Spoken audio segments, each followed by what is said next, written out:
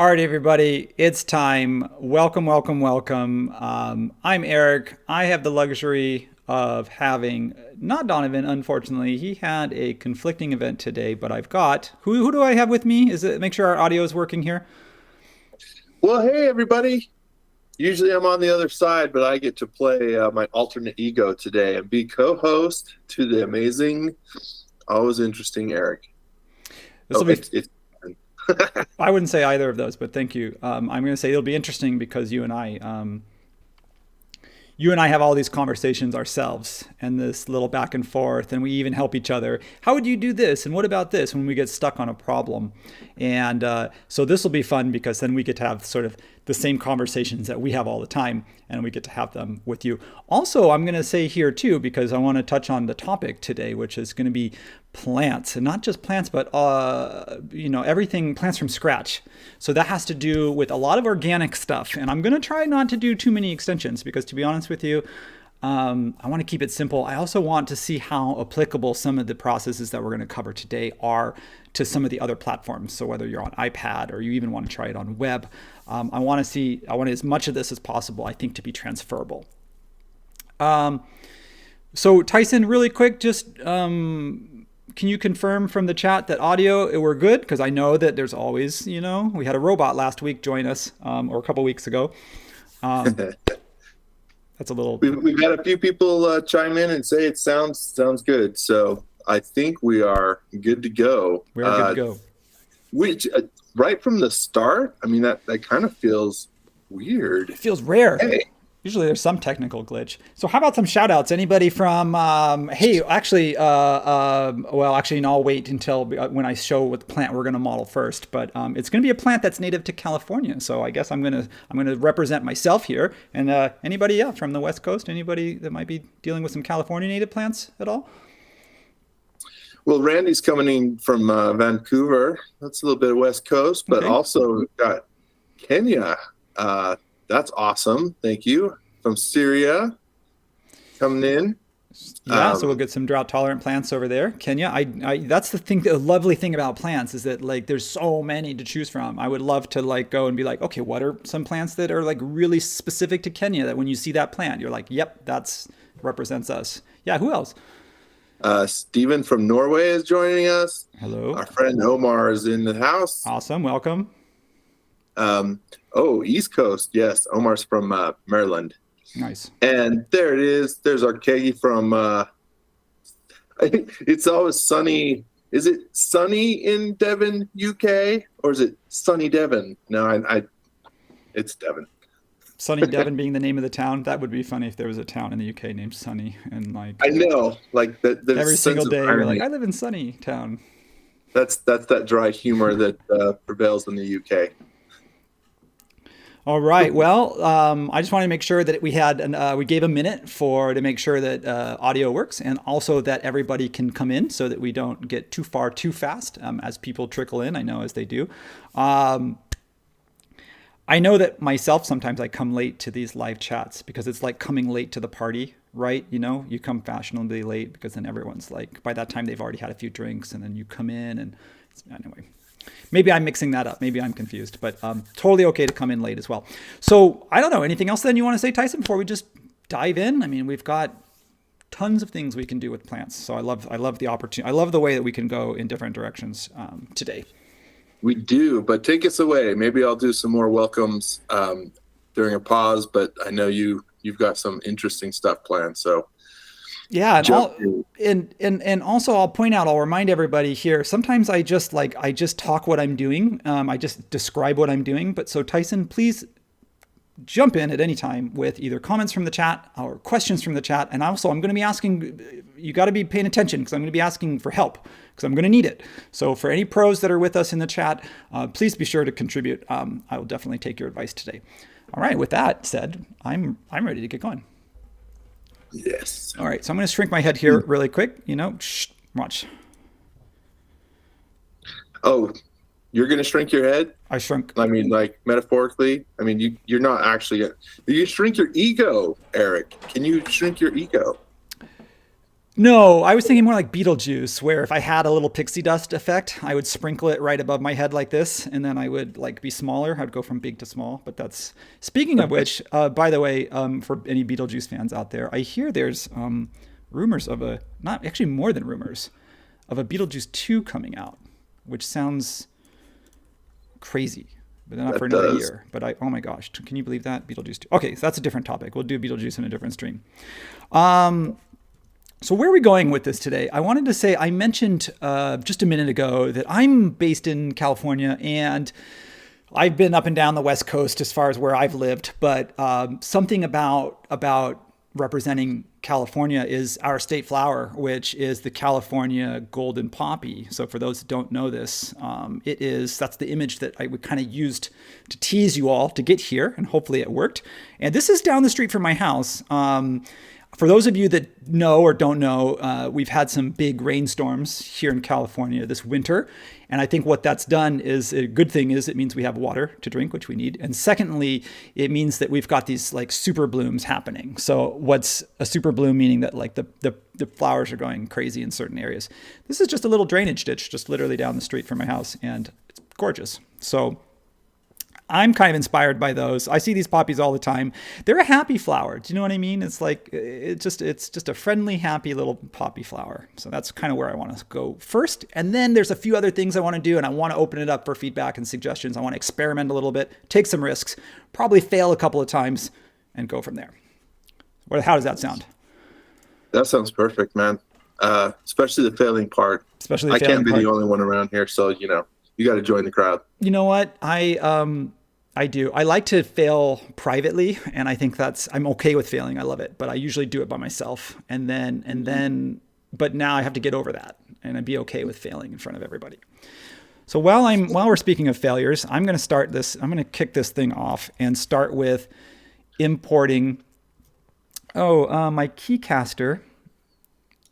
Hang on one second. My keycaster. Can you see it if I type in? Does it show up? No. Let me see if I can switch that. Keycaster is for some people. Yeah, it's weird. Yeah, I don't see it. Well, so I'm going to try it one more time. Nope. Yeah, it's showing up on it keeps showing up. I have two screens. So yeah, it won't switch. It only shows on my main screen. Sorry about that. For those that like seeing the keys when I cast the keys, sorry about that. We'll have to fix that for you. So I'll just describe, if I'm using keyboard shortcuts, I'll just describe what I'm doing. So the first thing I'm doing is I'm taking this image that I found online. So I think, like a lot of things, if you have a resource to start with, or you know where you can get good plant textures, by all means, get them, take them. If you, whatever reason, can't find something, or you need something specific, I did this with a plant in front of my house. This is a Raphia, by the way, for some plant nerds out there. And it, there's two different kinds of leaves. There's mature growth and new growth, and then a flower. So I needed 3 photos for each one. So I took 3 photos for this one. I don't know if we're going to do this one. We'll see how if we get to it. But I just wanted to let you know that whether you find it online or you make it yourself, the process is kind of the same. You want to make sure we start with some good image textures. If we're going for something that's photorealistic or even near photorealistic. So that's where I'm starting. I'm starting with this is just put in Photoshop, and I'm using a PNG. So in this case, just keep in mind, if you know you're going to render, you can always put an alpha channel on it, so you don't have to worry about a PNG. But for me, it's nice to you have that transparency in SketchUp. That way you don't have to worry about the render channel. Sorry, I go into teaching mode, right? So I go, any questions so far? No? Okay, we're good. Well, yeah, so it looks like you've already done some prep work in Photoshop. So you've taken some of your regular images, broken out the flowers and leaves and stems into PNGs that you're going to use in SketchUp. Is that fair? Yep, that's fair. So what we're gonna do here is we have 2 textures for the same poppy. One for the bottom of the poppy, one for the top. We have the seed pod of the poppy, which is basically the bloom or whatever the bud that hasn't opened yet. And that you'll notice that if you go back to the reference image. And I always say, like, with organic material, this is true of architecture, it's true of anything, is go out and get that reference image first. So if I open up this reference image and if you kind of look close, excuse me, you can see a few things. You can see some poppies are like more closed. Some of the flowers are like not open all the way. Some are like really far open. Some of them are kind of like, kind of dancing in the wind. And then you also have these little seed pods here, like that haven't, I used to call them seed pods, but you know what I mean. They haven't opened yet. So I'm just saying that because, but when you take your pictures or before you even get started modeling, it's helpful to be thinking about like, how does it actually look in real life? Because you might need some variations. You might need more than one flower. You might need more than one leaf. You might need some variations. Just look at that structure first. So that we're going to have to do this in a few different ways. We need the individual components. We need the sort of branching structure, and then we need the entire plant. So we're going to do this in sort of 3 main steps. Yeah. So Tyson, just, if I go too fast or whatever, just jump in. I think we're following. Okay. You've done some prep work, so. Yeah. So I'm going to start, to be honest with you, I did this once a long time ago. I'm going to say this right now. I did this years ago. So I've only actually made 2 plants in my life. So even though I love landscape stuff, I actually want to make more plants, but I don't. And for anyone who's ever thought about this too, been intimidated by making them, you're probably the same boat that I am. You're like, it's going to take forever. I'm too intimidated. I'm hoping it's that maybe this makes it not only easier for you, but easier for me as well. So I can kind of get over myself and make more of these.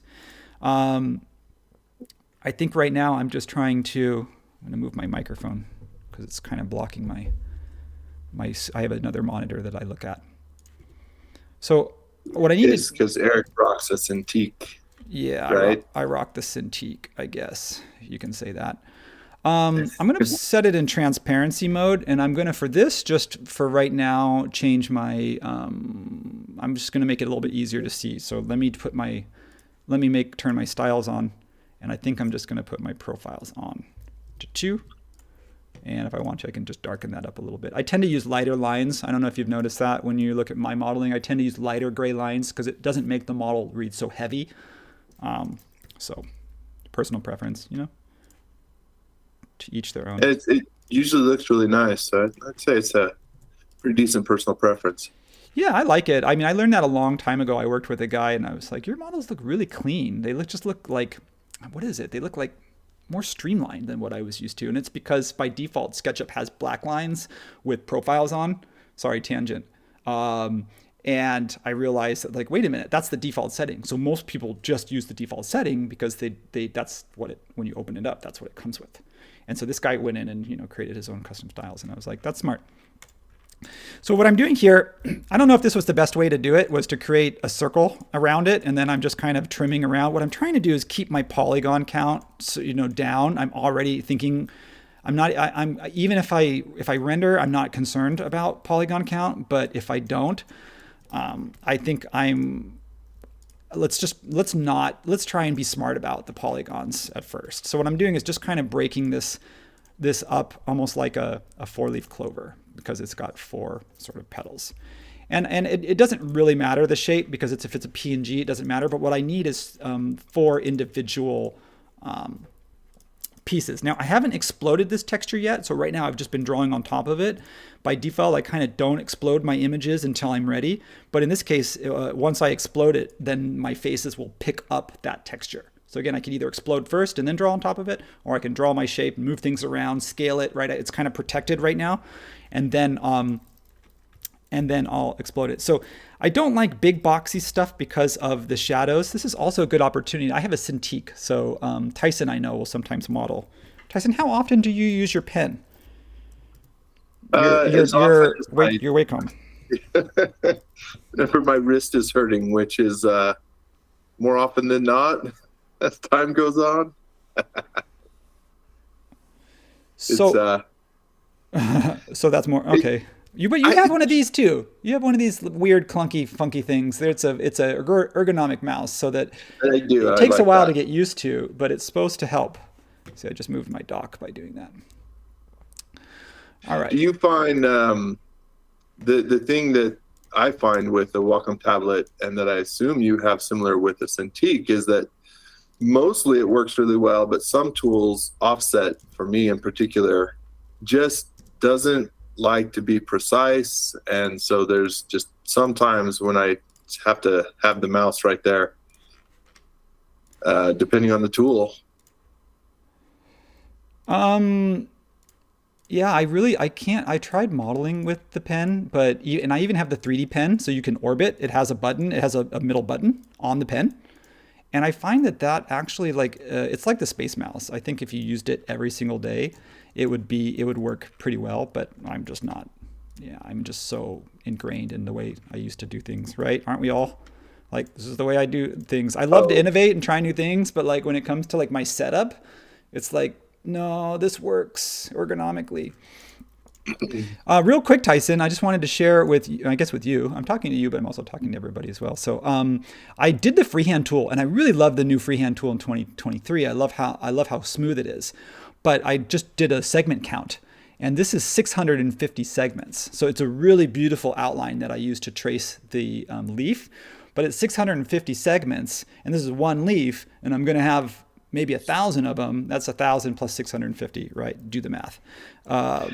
And in this well, case, I'm going to check this one, and I want to compare if I just drew something kind of clunky, like low poly, and this one is only 34 segments versus 650. So I love the look of the freehand tool, but I'm going to try to already think about reducing polys from the very beginning. well, just to throw a wrench at you, do you try to use the new freehand tool and change the segment count, which you can do immediately after you've drawn it? Oh, you know what? That's just so smart. No, I'm pretty late to the game when it comes to like adopting new technologies and stuff. So I will wait until somebody else goes forward and says, "Hey, this works great. This is how you should do it," and I'll say, "Oh, okay, let's do." It works okay because you can't control the number and you can't change it after you step away from initially drawing it. So you got to do it immediately. And for that reason, like, I think it'd be an interesting thing to try and see what it does. But in your case, it's so simple. Like, I don't even know that it would matter because you'd be getting something similar to what you created. But Colin chimed in. And so, Colin, maybe we Oh can't yeah. talk about Whenever you have a I tech hope. question Yeah, and Colin's on the line, then I'm like, I know that it'll get answered properly when Colin I is know. here. Colin is the go-to. He knows. So But Colin, I hope it's on the radar that we can change the number of segments after the fact down the road. That'll definitely be a nice improvement to the current. Um, and if you think I should know that save. just because I'm part of the SketchUp team, I mean, I'm not on the dev side, so I actually am as clueless. That's not a nice way to put it, but I don't know if we have anything on the roadmap. There you go. Colin's on it. So on that to sorry, I feel like I'm interrupting you, Tyson. I want to listen to you talk, but then I feel like I end up like doing 10 steps while you're talking, and then I go back and be like, so I end up stop working while Tyson's talking, everyone, by the way, because I want to listen to him. So I end up stop working. So anyway, what I'm doing now is when I'm work like this, I kind of do what Tyson does, which is a boneyard. Like I'll have copies of things until I'm happy, and then I'm pretty confident to dump stuff. Like when especially before I explode an image, because right now it's just an image and I have a little bit more control. But once I explode it, it's now a texture in the model. So you can see I've traced everything except for this one. I've only traced half of this one. And Tyson, pop quiz here. Why did I only trace half of this one instead of the whole thing? Because you're lazy, you lazy. No, because you're gonna mirror it, I assume. No. And you're the pro at this, so that's why I asked you. I thought maybe he knows what I'm doing, where I'm going, because he might know. Oh, you. Oh, all right, all right. I think we all see where you're headed. Gotcha, Yeah, see where I'm gotcha. going with this? All right, that's why I was asking for. I messed my texture up though, so I want to do that again, and I want to come over here and show you what I need to do to not have that problem. I'm going to make a copy of this. Because when I spin this, right, it has the texture now because I copied it from the image, but because it's not like, really UV mapped, especially depending on what the texture setting is, if it's projected or not. So when I go to do the follow me, you can see what happened is that it sort of didn't know how to retain the texture position. So in this case, what I would do is, and I use my handy dandy materials tools, remove from selection. That's just the easiest way for me, just to dump whatever the material is there. And then in this case, I'm going to double check this.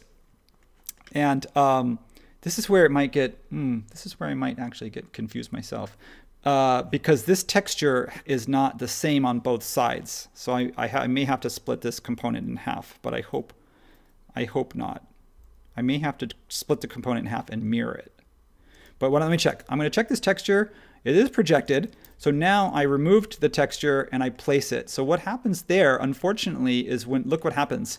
It's a transparent texture, and even though I'm projecting it, it's only wrapping half of it. So I've got to try and figure out how to not have that problem. So Tyson, this is why I love having, and why I like having somebody who's had as many failures or more as myself. So then that way you can say, oh yeah, I've already worked through that. I know how to handle that. Oh man. When it comes to materials, you're going to best me every time because I'm not great with it. But yeah, like, are you going to scale up the image just so that you can sort of overlay it and then, like, say, do half, or you Question for you. How do I do half a follow me? So if I only want it to follow half the circle and then have a side sheared, I can't do that, huh? I should do the whole profile and then use solid tools to remove half of it. Would you agree? I think so. Okay, yeah, that's agree. what I think. What I want is half of it, because the texture's only going to work on half of it. So what I'm actually going to do is half the poppy bud, and I'm going to mirror it. You'll notice that I just started with the bud, and that's because this is the unique one. This is where I'm going to use the follow me, and that's the only one. So I wanted to kind of just do that one first because it's a little bit odd. It's a little bit of an oddball. So what I want to do is I want to come over here is just kind of grab my image reference, which is, again, only half the image, because if I carried this through, you can see what happens really quickly is that because this shape isn't symmetrical, it's not going to line up exactly. So the other thing is I could try doing is not projecting it, but that's going to probably look a little bit weird. So let's try that again. Let's try follow me. Let's try this and then follow me this, and then do that again where I remove the material. And I make that a group. Now that should be solid though, wouldn't it? Wouldn't you say? It says group. It should be. Oh, I know why. It's because it's got a straight line, right? Because when I grouped it, that line was connected. Solid group. Yep. Okay. So now what I would do is, actually I want to leave that there because I like having that center point reference. Sometimes it's just nice to have a line that's a center point, because if I want to, I don't have to go searching for it. I know, Tyson, you're great with inferencing, but for me, sometimes I'm just like, I don't even want to try inferencing. I literally just want to have that just have that line there. You know what I mean? Hey, you do you, boo. Yeah, I know. Well, I'm one of those people that, like, I'm always seeking like approval from others. Like, so if Tyson says he doesn't like what I'm doing, then I don't know. I just kind of give up, kind of just quit. I kind of want to do this. Well, shall I start in on your segment count, your follow me there? Eric. Do you think that's too high? I just did a skill builder on this. No, carry forward. I'm going to go with it for now, because we can also use something like Skimp or something if we wanted to, but you're absolutely right. I should have checked the segment count before I did the follow me. I'm going to go with it, because otherwise people are like, dude, you guys are 20 minutes in and you haven't even made one flower bud. So this is a solid 2, right? This should be a solid. Okay. This is not a solid because it has all of this stuff in there. So I need to get rid of anything that's giving me a hard time and tell myself that I need to be more careful when making groups and stop talking. When I'm talking, I'm not paying attention. Hey, for solid tools, does it care if your faces are reversed to consider it a solid or not? I think if you're using TomToms, it might. But if you're using one of the other ones out there, it doesn't. So which one is subtract? I love solid tools, by the way, and I almost never. Hey, look at that! It worked. I got it working the first time. I just don't use it very often, and I kind of wish I did. So I'm going to try this again. Texture. Let's see what happens if I don't project it. Oh, that's weird.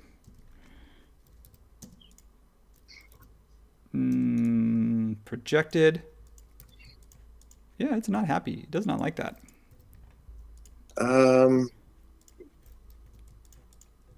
Okay. Huh, weird. If I do that, there it is. And if I go position, I go project it off, texture position, I need this to line up. It doesn't have to be perfect. It has to cover the area, right? It has to cover half of it. That's kind of why, otherwise this isn't going to work. So I can tweak the scale. I can come over here and let's see here. I swear, if this doesn't work, I've done this. I did this years ago, and I will just go in at this point and I'll go grab that one from my other model and I'll pull it in. But that's sort of not the point. Tyson said before we started, he's like, yeah, failing is good. Failing is good sometimes. Well, we're off to a good start. Okay, so I'm getting closer. Do you see what I'm getting at? I'm getting closer, but I need the texture to be large enough that so I may have to scale this up just a little bit. Yeah. Yeah. Or I may even have to stretch it just a little bit to see if I can cover. I want to make sure that I'm covering my whole area. Well, I don't know. Like, I'm not suggesting you derail your thought process. The way that poppy seed pod looks, it seems like you'd be able to take a slice from that sort of left side and create a new texture from that slice, and then without doing a projected texture, you might be able to use that to do the full poppy seed. But what you're doing is obviously working, so I don't know. Make a unique texture then. Yeah, but you do like a rectangle on that side, and then make it a unique texture.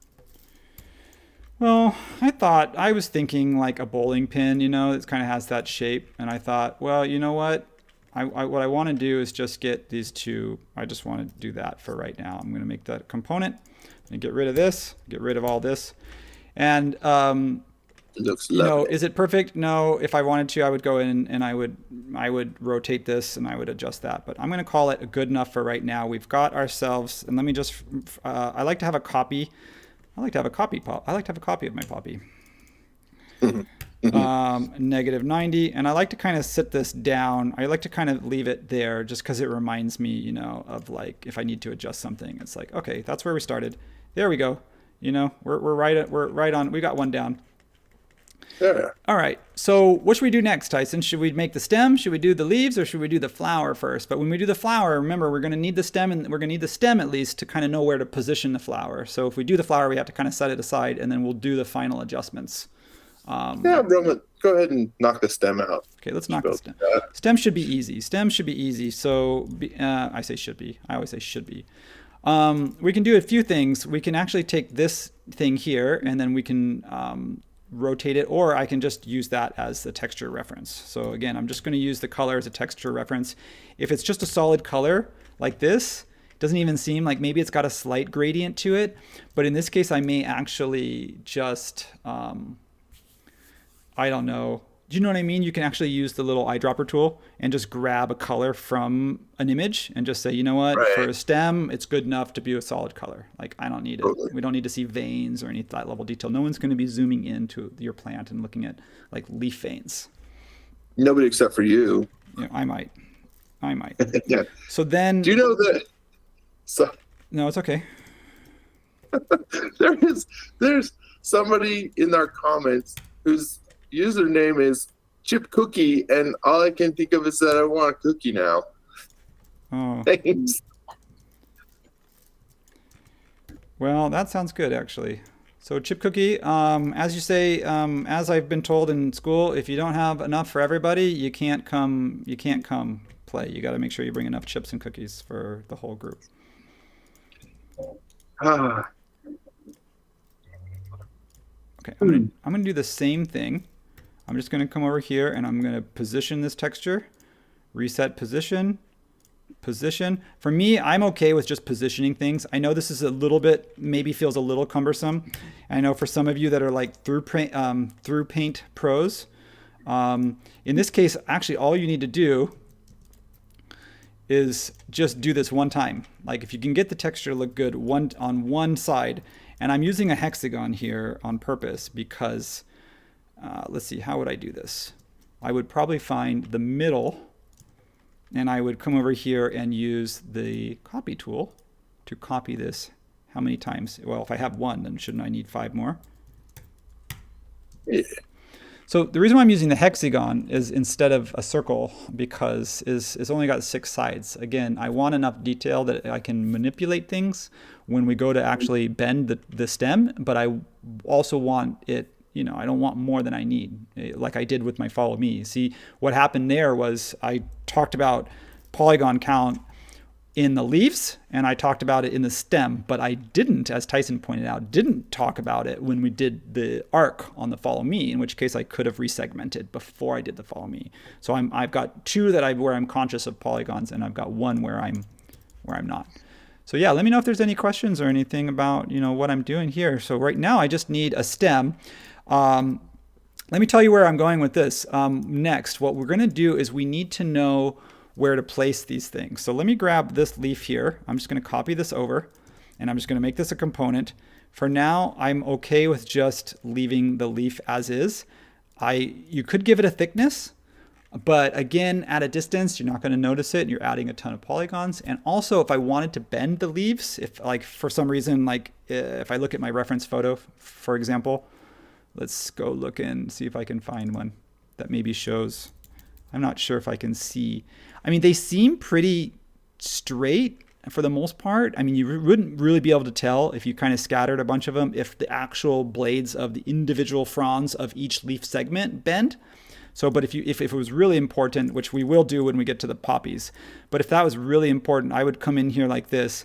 I could come in and just break that segment, and then whether or not, depending on which direction I want to bend it, I could bend it. Of course, when you do that, you're going to fracture.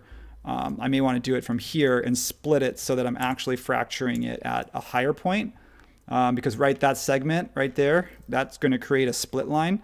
So I may want to just come in and say, actually, let's just take this part and let's do that so that it doesn't split the rest of it. It is splitting it. It keeps splitting it. Why does that do that? I'm not sure why it's doing that. Shouldn't do that. This is fun. So as you do that, Eric, I don't know if, but I had I'm going to leave it. I'm going to leave it flat. I'm just saying I could do that. I'm going to leave it flat for right now. Okay. Okay. So now I got these. Yeah. When you're doing this not for the live purposes and you want to take some time on your own, would you put in more detail into that stem, that little branch there? Yeah. Here's what we're going to do. What we're going to do next is, you mean like details in texture or details in geometry? I just mean details in geometry. Like that's a very low one. Is that perfectly good for what you want to do, or would you add maybe twice as much just to give it a little more? If geometry wasn't an issue, yeah, I'd probably go twice as much. I could give it a good 10 segment, or a good 12 segment would be fine. Probably wouldn't add too much. I mean, you're doubling just the stem, and we're gonna have multiple stems and multiple plants. So it's just one of those things where it just increases. I'm gonna try the 6, and I'm trying to say the 6 is the minimum that we're gonna need. So what I wanted to do is see how I wanted to push it to the bare minimum and see what that does.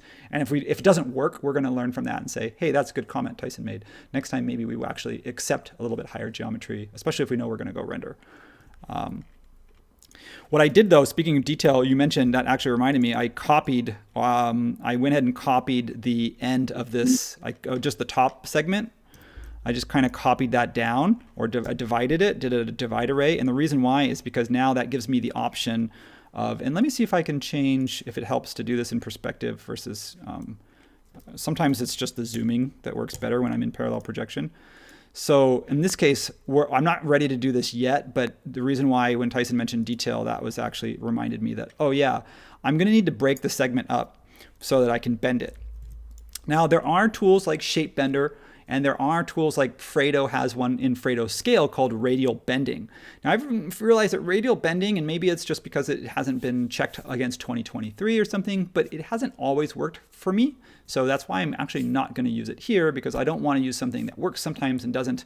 And again, I also don't want to use it if I'm using it wrong, because the last thing I want to do is teach you how to say, hey, use this, and then it's not working because I'm doing something wrong. So what I'm going to do is just we're going to do it the old fashioned way, and we're just going to kind of move the vertices.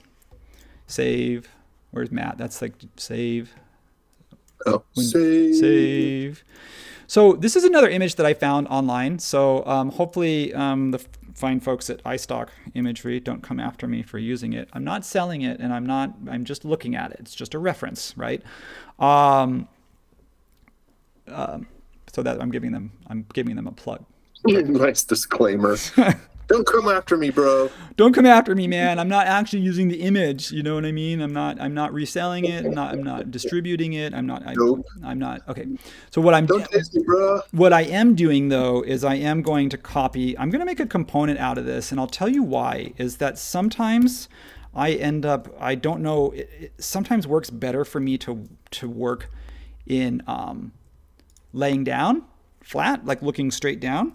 And sometimes it works better for me to look at it straight on. So depending on the task I'm doing, so I went ahead and made two and made it a component. So that way when I go into this component, when I copy this stem and I go into this component, you see it happens, it shows up on both the ground and it's going to show up vertically at the same time. Now that may or may not be necessary, but I do find that sometimes I like to look down at it, and then sometimes either that or what you do is you just do that. Once I've copied it, you know what I mean? I've copied it just so that it's in there, and now it's in there, and I'll just work looking down at the ground. I have a shortcut for looking straight down, which is why I end up working in plan view more often than elevation view. So now here's what we need to do. This is a component, but I'm going to need to make them unique because each one's going to be slightly different. Right? Because you can see the poppy shape. You've got 1, 2, 3, 4, 5, 6 different poppies we're going to make. So let's do the stems, and then Tyson, if it's okay with you, let's wiggle some stems around, and then we'll come back and we will do the buds, and then we'll place them into a grouping, like a cluster. So we're going to do those three things, and we'll do a quick little test render and see how it looks. So I reckon that sounds all right. So what I'm going to do is I'm just going to copy this. I'm just going to use the stamp feature. So I'm going to use this move plus modifier twice. Stamp, stamp, stamp. That's because they're not spaced regularly.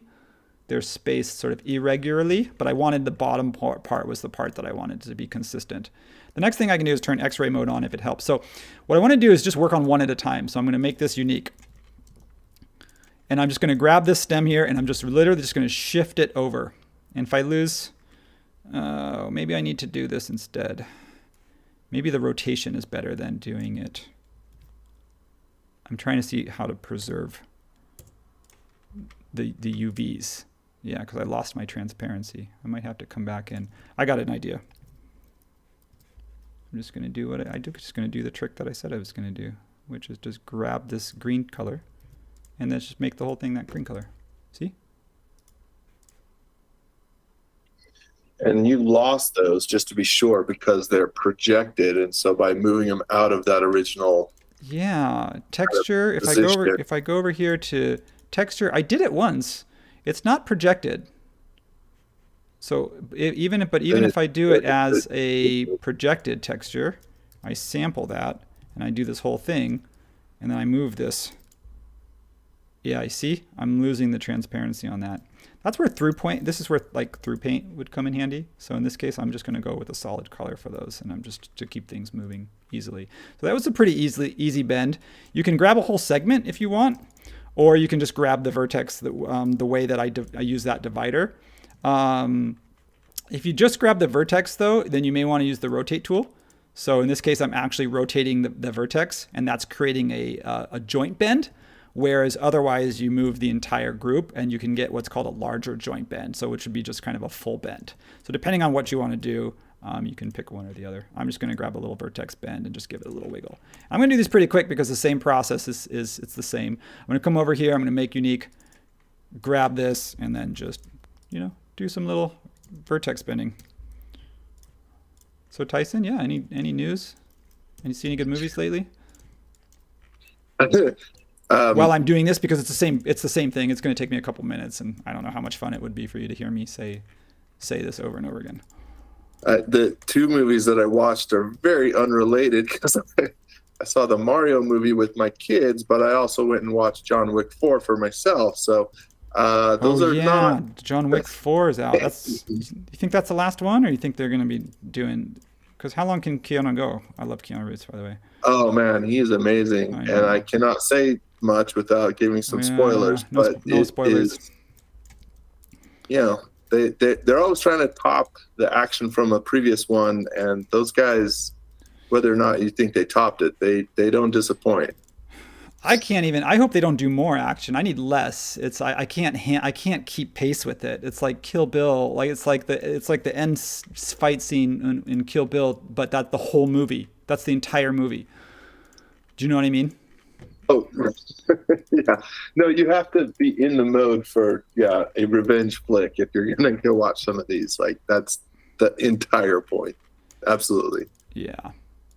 So for those that didn't notice what I'm doing here, you can. It's only the last segment that you have the issue with using the move tool, because you can see it wants to move up and down, in which case may be helpful. But in this case, I'm rotating just the bottom segment, because you'll notice when you get up to the upper ones, a middle segment, when you have, for some reason, it gives you more play. You can go side to side and up and down. So you get a little bit more control. Remember, I'm only going left and right on these. I'm not doing any, so far I'm not moving along 2 vertices. And this last one is, I've made them all unique. So this last one is the original component, and I'm just going to go ahead and grab that bend. And then we're ready to go. We're ready to keep going. Now, I don't have to do this. If I didn't want 6 different stems, I probably could have gotten by with, what do you think, Tyson? I mean, they're all pretty similar. I mean, I think in reality, if we wanted to, we could have gotten by with 2. Absolutely. Especially once you bend them in 2 directions and start rotating. And then just because we're gonna be mirroring them and translating them. So like, are these bends that different that I just took those times to do those? I mean, I think it's okay to do it and for conversation and for practice. But ultimately, these are the questions where it's like we have to think.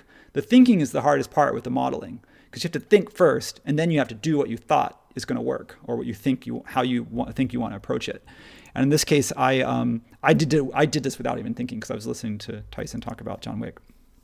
So ultimately, I'm going to go back now, and I'm going to sort of back up my own account and say, you know what, I'm going to go with 3 being the magic number, so I get myself a little bit of more variety. And then I'm going to copy 1 there, and then I'm just going to copy this one here, and I'm going to copy this one here. So that way, you know, I have some similarities, but I have some differences, right? You know, I mean, essentially, you could just use 1 if you really wanted to, but I guess I want a little bit more variety in that. So the next thing we need to do is we need to decide whether we're going to build the petal first, because we're going to need to do the petal in a few different ways, and then, or whether we want to just, I think I want to do the petal first, because I'm not going to use scatter, or I'm not going to use an extension to sort of array. I think I'm going to, let me open up my comments chat, because some of the longer comments, I love the long comments, and I apologize if your very long comments get cut off. It's just, otherwise it eats up so much of my space. We had some good suggestions earlier. I mean, this was a little while ago when we were dealing with the pod, a little bit of, suggestions around sub-D and some other ways to approach materials, which are, as we've already acknowledged, like there's some plugins, some great material plugins. Otherwise, just some thoughts on the California flowers that all the wildflowers that are going on. Yeah, sub-D is a good comment. Like, I'm doing this I'm kind of doing this sort of the slow way, right? I mean, if I did this a lot, I would probably just work with sub-D and vertex tools. I said I was going to try not to use extensions, and so far I have other than just to remove a material. I'm just saying, you know what? I want each one of these poppy leaves to become a component. I'm not worried about the vertex. I'm not worried about where the axis is, but each one's a different component. And I'm just kind of breaking up. I'm just kind of drawing a few places, because we're going to start to bend the leaves a little bit. So I'm just kind of splitting them at their corners, just kind of like the way you might do it in vertex tools, because this way I have a little bit more. I don't know. I don't really know. I said I didn't know what I was doing when we started this, and then, which is not my comfort zone. And then you guys went ahead and joined this call anyway. Do you know what I mean? Like, So that's a huge amount of trust that you have in me. Keggy's starting off the come on, Eric, put the pedal to the metal. You guys, this is my Friday. This is my meditation session where I just put on my singing bowls and I just spend 3 hours just moving pedals around as if they're being blown in the wind. Thank you for the push and the encouragement. Let's get this show on the road here. So what I'm going to do here is I'm just going to lift some of these very quickly and very crudely, just because otherwise, we won't have time to either do other ones. I don't know exactly what I want to do. I'm just for right now giving the pedal. Whoops, I did something wrong. You got to be careful when you're doing this that you're always hitting the up arrow key. You want to make sure that we're bending along the up axis. So if I'm pulling this to make it look like it's sort of bending in on itself, I want to make sure to do that. It may be difficult to see. It is difficult, especially even for me to see. And I'm the one doing it. So in this case, I would want to, yeah.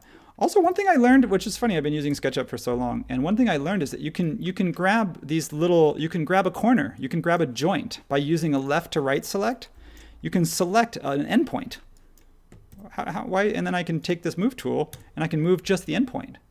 Like, how come no one ever told me that? I don't know if you can select it. Typically, it works right when nothing is selected. Nothing? Yeah. I found that it doesn't. Yeah, you're right. I found that sometimes it doesn't grab it. But maybe I'm just not, like, see what I mean? Like when you don't have it selected first, it's trying to grab the face. So maybe it's just me not like being accurate enough. If I was really lazy, I could just, for sake of time, just bend one of these and then just say, you know what? Let's see if that works. Just so that we can get, and then I would do 90 degrees. Times 3. All right, and we'll see if that works. So what we need to do is we need to have these 3 different leaves because we need 4 different leaves individually so that we can manipulate them. So if I pop back over here and I'm going to make this not a component but a group. The leaves are the components. So if I change one, I change all of them. The other thing I could do here is also, if I wanted to just mirror, I could give it just a little bit of variation just right off the bat just by mirroring a petal so that they're not all exactly the same. But I think we're going to go with that. That's a group, and then this group is going to get copied and it's going to get placed over here, and we're going to go ahead and do I'm not going to do all of these. I think we're just going to pick maybe 3. I like things in 3, right? Rule of thirds, beginning, middle, and end. Rule of thirds. 3s and 7s. Hey, that's funny. When I copied those, they were totally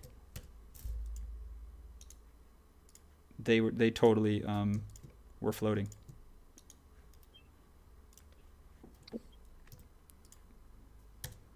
There we go.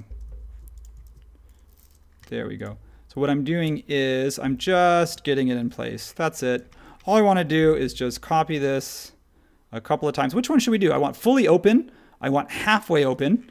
And I want, should we go mostly closed, or should we do like almost all the way closed? Yeah, like that second one. The second to the last one, like almost all the way closed, but a little bit open. Okay, because you know what? They actually close up at night. That's why, for those that don't know this, fun fact, is that they open up during the day, like a lot of plants, and then they close up at night. So that's why you see the one that's fully closed.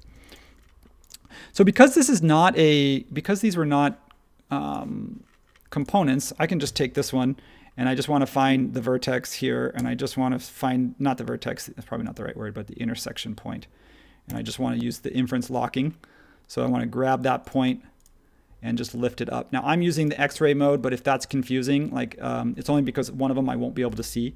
So, but if for the side ones here, I want to make sure that I'm rotating from, pretty much from their intersection. Now, I'm balancing time. I'm trying to go fairly quickly because, I know some of you might think this is taking a while, but at the same time, I'm also going fairly quickly. So you can kind of decide if you're doing this on your own.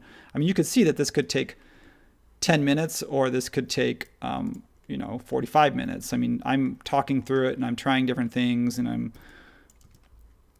You know what I mean? So like for me, it feels like it takes longer. Like if I was just doing this by myself, I feel like I could just bang it out. All right, so let's look at that. What do you think about that one? Does that look good for our open one? Or do you think it needs to be more open? Love it. All right, we're gonna go. We're moving on now. Let's do the same thing again. We're just gonna grab. We're just gonna kind of grab this point here. We're gonna use this inference locking. We're gonna close this one even more. Now remember, I'm doing the poppy, but you know what I'm trying to do here is also demonstrate that this technique should work for most kinds of plants. Because remember, we've got the similarities here. We're dealing with petals. We're dealing with. This is where I probably want to do transparency because I've got this one in the back. This one in the back sort of hiding. This is where it gets really tricky. This is where I was saying where I wanted to switch back and forth between working horizontal and vertical, because now when I would want to do top view, it actually gets a little bit tricky because I want to kind of go behind it and make sure that, yeah. Yeah, and you'd probably want to lock that base image if you're going to use and select through it, right? Mm-hmm. You're going to use transparency and select through it. Yeah. So that one I want to move up. I'm not giving it a set number. I'm just eyeballing it. So I'm going to say I just want that one to be more closed. It doesn't really look more closed. So what I may do is just pull back, and you're like, and anyone, because you know me. If for anyone who's seen my streams, you know that I can't move forward if I'm not happy with something. So I have to kind of go back. Let's go with perspective mode. Perspective mode might be easier. All right, last one, folks. We're doing great. We're gonna have this one done, and then we're gonna see how much time we have left, and we're going to open it up for requests. Now this one's a little bit different because when it closes, it kind of curls. So if I really wanted to, I would probably actually make the leaves unique, and I would manipulate the vertices on these ones a little bit more. Yeah, curl them up a bit. Oh, also, we had a request from my good friend, Mr. Mihai, in the chat. For those who have ever had any questions, difficult questions, you'll know that name because he's one of our sages now, and he's great at supporting people. Just anyway, he chimed in. Hopefully, he's watching from Poland, right? Or no, Romania. From Romania, and what he was saying was, don't forget to do like a low poly version. So even though I'm still keeping my polygons low, it's not necessarily like something that it may still be just when I copy hundreds and hundreds of these, it might still be too many for some people depending on what their needs are. So in this case, this would be really great to have like a shape bender, but instead of a shape bender, in order to make this feel more compressed, I might just take these leaves in and just do it might be easier to see if I turn my transparency off. Is just come in and just take that in by like 75%. Only if you're going to do the scale like this, you probably want to hit the modifier. And so that what it's doing is it's scaling from the middle, from its center point, and not just from one side. So if I take that down 0.75, and if I was really smart, I would put this on its own tag. Okay, yeah, now I got to do all of them though. 0.75. What that's doing is it's making it like a little bit tighter, so that it's not, so if I wanted to make this one look more closed. What do you think? Should we go with it? Yeah, it looks good. And I think the scale tip is a really quick way to do what you wanted it to do. Yeah.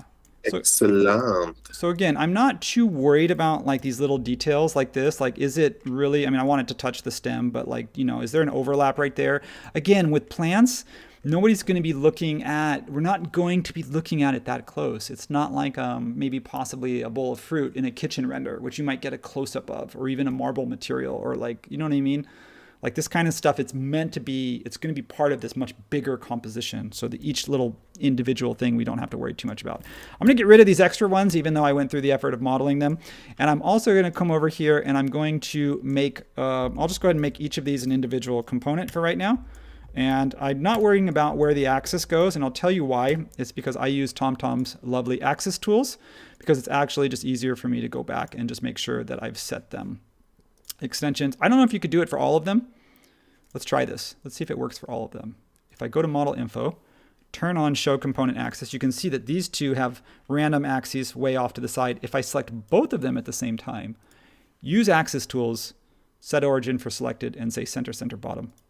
Oh, it does. I was worried that it would say center, center, bottom, and it would center it between the two, right? So each one would be between the two, but it's smart enough to distinguish between the two. So that's fantastic. Love it when I learn new stuff, even when it's just me thinking out loud. Now what we need to do is we need to arrange this leaf. It's already a component, so I'm just going to go ahead and turn on this image, which should be here. And I'm just going to take this thing and just grab it. I'm going to grab a copy of it. I always like to work with a copy because you never know. You never know when you sort of need the original.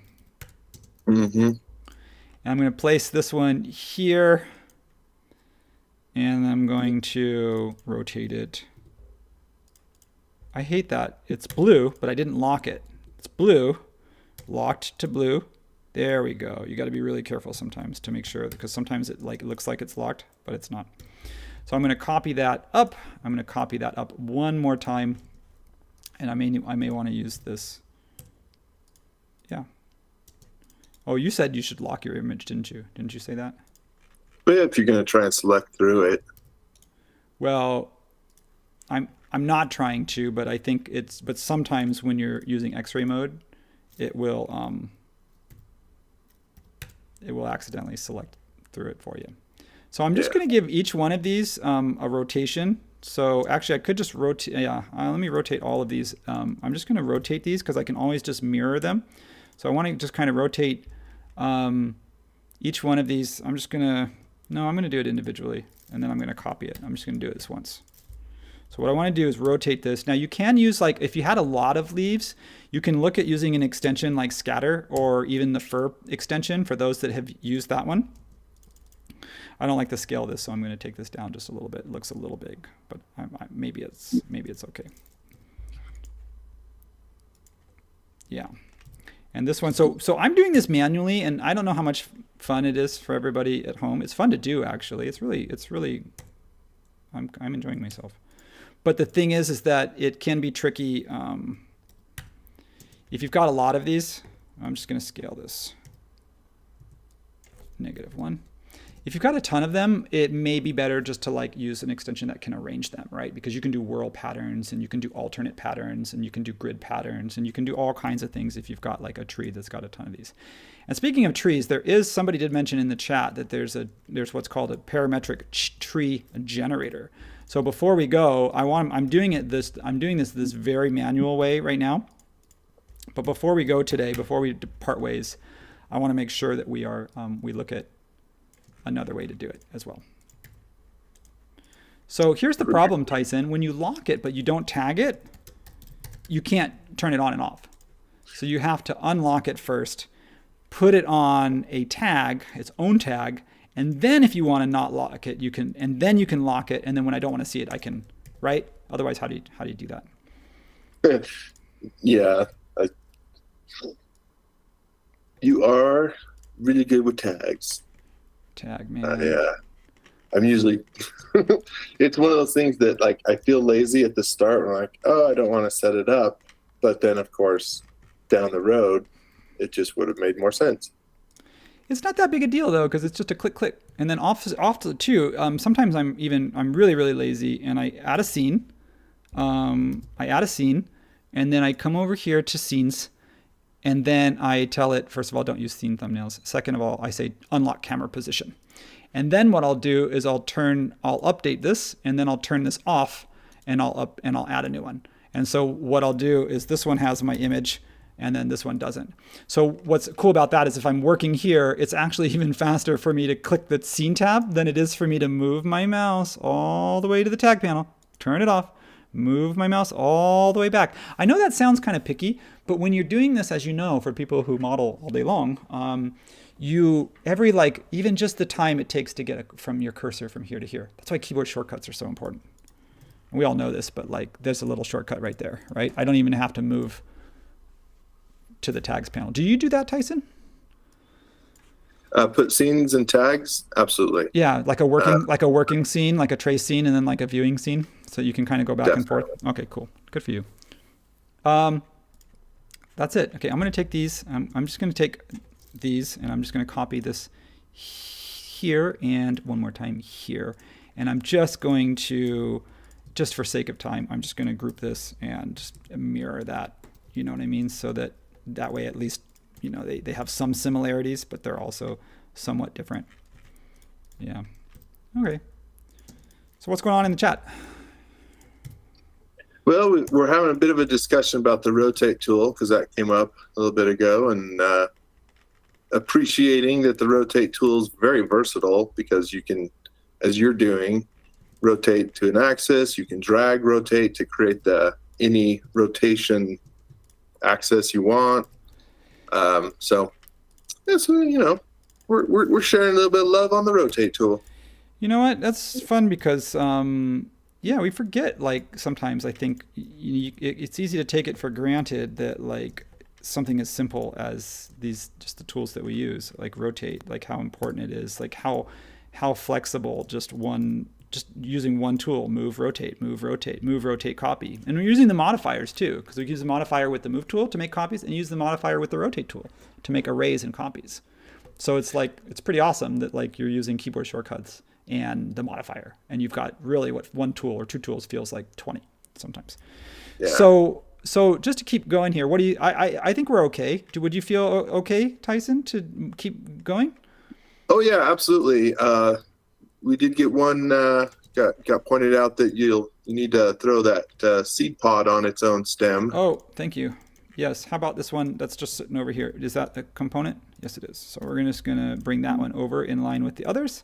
Absolutely. Good catch, folks at home. I'm always going to grab a copy at first because you never know. Sometimes you have to modify it and stuff. So you never know. I'm going to come over here and this should be pretty easy. This one's all about just placement. So if I go parallel projection, 1, the problem is I can't do that because I don't know where my image is. So if I explode it, there we go. Explode it, group it. Now I know where my image is. See, if you're working with the image and not if you're working with an image and not, and you haven't exploded it, then you won't know where the image is in plan view. So that's it. That's it. Now this one needs leaves or no? Probably does, don't you think? Probably weird that one doesn't have any leaves. Probably does. And the leaves are kind of lower. Yeah, probably should. I think it should. And you can move that over and then rotate from the base, which is one of the latest suggestions. Oh, just to give us some variety. Well, you know what? And I think we're going to get some variety anyway.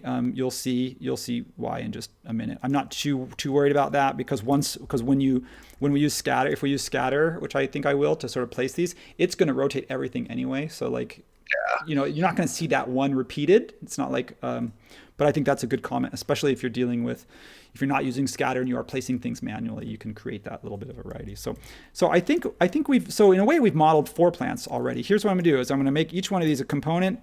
Component would be Shift G for me. Shift G again. I'm doing them one at a time because if you selected them all and made component, they would all be one component. I'm going to select all of them and change their axes at once because it's way faster than placing them manually. I'm going to say center, center, bottom. That's important with plants because if you are rotating them and using something like a scatter to place them, you want that axis, or even Chris Fulmer's rotate tools, rotate and scale and rotate randomly, which I'll use too because that one's free. And I know not everybody has the budget and the ability to to get some of the more advanced tools that often come at a cost because they're more advanced. The other thing I want to do here before I get any further is I'm going to use an extension, Fredo's Hide All Edges. Now with plants, maybe I won't do that yet, but I probably will do that at the end because ultimately, again, if you're going to have 1,000 of these in your model, like, do you need to see all of their edges? Probably not.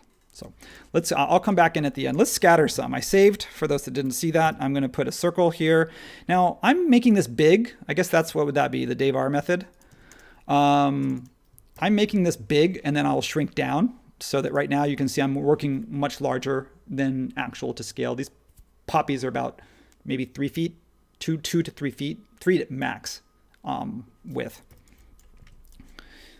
So view, tool palettes, scatter.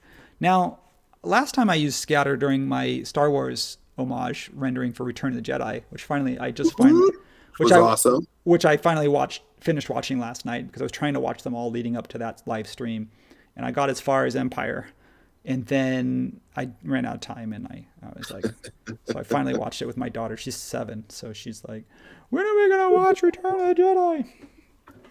Oh my gosh, it's so good. This is a different topic, but relating to like watching movies, it like reminds me of Mystery Science Theater 3000. Like I would love to have a YouTube channel where I just talk. I just get to talk during over the movie, and pause it at certain points and be like, okay, notice the light. Notice what George Lucas did with the light in this scene. Oh, it's brilliant. It's brilliant. Eric, you can do that. I can do that. You're right. I can do that. I'm a content creator now. All right, Skatter.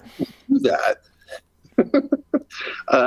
When we get a chance, you can talk about Skatter, but I want to drop a little something about Empire Strikes Back and see like who has seen this.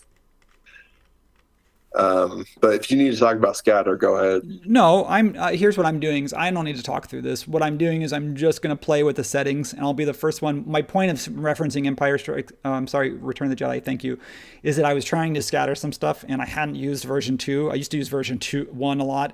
Then they came out with version 2, and then I just really haven't been using it regularly. So like my problem is that the UI is different enough that I don't know where everything is in version 2. So that was on me. So to me here, I'm just going to play with the settings because I'll probably fumble through it the same way I did in the last one. So go ahead while I do that. Go ahead. Cool. No, okay. So who out there? If you haven't watched Empire in a while, I was watching it, and they've remastered it with their higher res. Do you know, Eric, when during the Battle of Hoth and the AT-AT walkers are coming, and we get the snow speeders flying out to meet them, and our rebels, their gear in the snow speeder, the I don't know what you'd call them for a pilot, but basically the seat belts they're wearing, the harness, the seat harness. Have you ever noticed what they use to make those seat harnesses look, vaguely futuristic? No, that's that you're talking a level of detail that like is beyond me for sure. I mean, so by futuristic, you mean like the prop, like how they made the harness itself? Like, yeah. Why they made the choices that they made and that kind of thing? The harness is just webbing, right? It's just sewn webbing, and that's probably what it's seatbelt material. But I was flabbergasted. I was absolutely floored when I saw it in higher def, and you can actually see that glued to the seat harness is a certain material that, from a distance or from a low quality viewing might look, give some texture. But I want to see if anybody's ever noticed this before I... Yes, it's very nerdy. I'm getting some comments that I'm getting way into the nerd weeds here. It is bubble wrap. It's bubble wrap. Oh, bubble wrap. Oh my gosh. Did you know what I saw? I watched the behind the scenes, and they used styrofoam clamshells, like to-go boxes. They opened up the to-go boxes and they placed them on the inside of like the corridors, and then just spray painted them black. So like all of those like bumps and those little like hexagon shapes that you see as you like run through like one of those like in the middle of in the depths of the Depth Star kind of thing. Like those are like those things. This is why it's so much fun. It'd be so much fun to do that. I'm playing around with numbers, by the way, to bring it back. As I said, I would fumble through this. I'm playing around with what is the right amount of density for this. So the second thing that I'm seeing here is that they're all kind of standing straight up. There should be an option in Skatter where I can play a little bit with the projection. The other option I could do is right now is I'm scattering them on a flat surface. So what I could also do if I wanted to is come in here and do something like this. Copy this. Let's see if this works. I don't know. I've actually never tried this. So this is why I'm like, this is fun. Sorry, if you want to stay on that, let me know, Tyson. No, actually I overrode your beautiful moment, because this is the like the moment when all the work you've been leading to pays off, and I was yapping about like as I get to the big reveal, and we're like talking about something totally off topic. We've also been warned about Star Wars, by the way, so we need to, because we just talk about Star Wars too much, and that's why we're doing plants today, because for those of you that don't know, SketchUp is the landscape architecture is the third biggest demographic or user group for us after architectures, number one, and interiors, number two, which makes sense because things that are square and things that, you can grab easily from the 3D warehouse, I think, that's sort of what we're known for. But landscape is that trickiness, as you see here. The organic is the trickiness, but that's also the fun. That's also the challenge that I find. So anyway, I wanted to point that out, that, yeah, we're doing landscape today because we're taking a Star Wars break for a little bit. At least until next May 4th. Okay, so here what I wanted to do was see, now you can tell Skatter to point up, straight up, like if you imagine having a hill, and trees may grow up on a hill, but when you're low to the ground, like a grass, if this is my hill, this hand is my hill, and then so a tree might grow up, and so you'd want to tell Skatter stay up, but a grass might actually follow like this. For the most part, it would sort of grow straight up off the hill. So you can say, do we want to point straight up, or do you want to follow sort of more in line with projecting from the vertices? So I thought maybe I can get like more of that blooming shape if I project this onto here. So instead, what I'm going to do is I'm going to take this Skatter setup. I'm going to remove the group. It's going to say, who do you want to host? I want to say, I want you to host.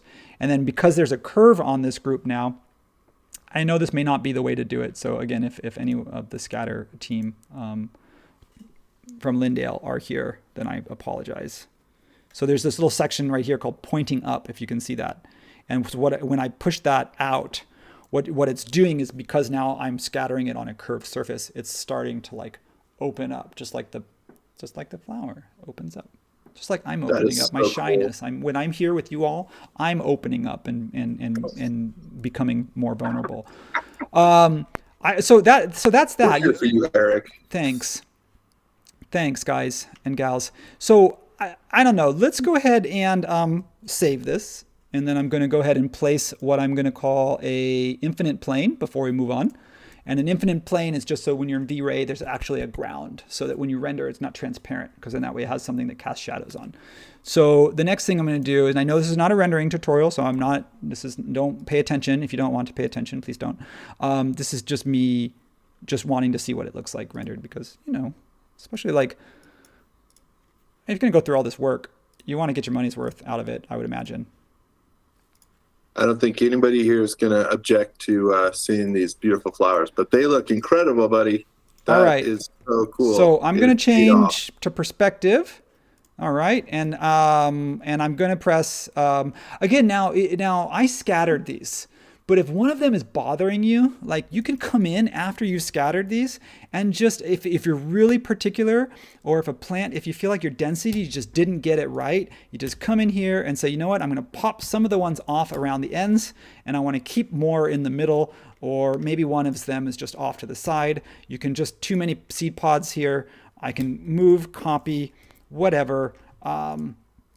Again, just because I use scatter to sort of distribute them, or if you wanted to use like the fur extension or something like that, that doesn't mean that you can't still go in and say, you know what, that distribution isn't quite right. I'm just going to play with it. And that's where you just, at some point, like everything we do, is at some point you need to say, okay, you need to know when. You got to know when to hold them. You got to know when to fold them. Know when to fold them. All right, let's see. Hey, what do you think? You're going to get me started singing. Did I get you started? Know when to walk away. Know when to run. Excuse me while I bring my highlight burn down, because highlight burn just blows out your model. So if I kind of zoom in like this, and I kind of look around at it, I'm just going to kind of, I don't know. Let's go ahead and freeze this here for a second. Let's go ahead and find a good view, and I'm just trying to see if I can get. I want to see it both in the SketchUp model and in sort of the render. All right, I'm going to stop it right about there.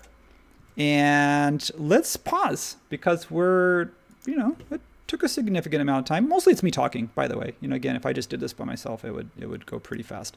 Let's go ahead and pull up this image. And other than the color being a little darker orange from my camera, that might have been a filter that I had on my camera, by the way. So it may not have been, they may not be that dark.